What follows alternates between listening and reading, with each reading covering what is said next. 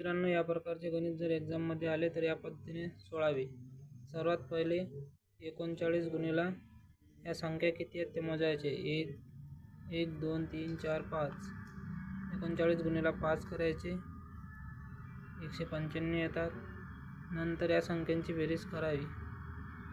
35 plus 39 plus 45 plus 34. याची करता नाही येत कारण की हे काढायची आहे आपल्याला संख्या.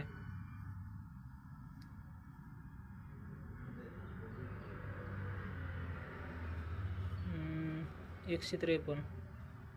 नंतर 195 मायनस 153 करायचे, 42 येणार. Right answer 42.